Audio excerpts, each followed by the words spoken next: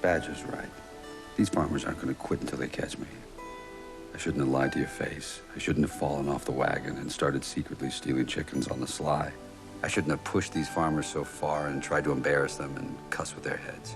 I enjoyed it, but I shouldn't have done it. And now there's only one way out.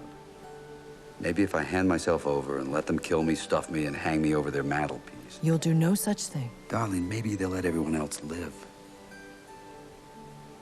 Oh, why'd you have to get us into this, Foxy? I don't know, but I have a possible theory.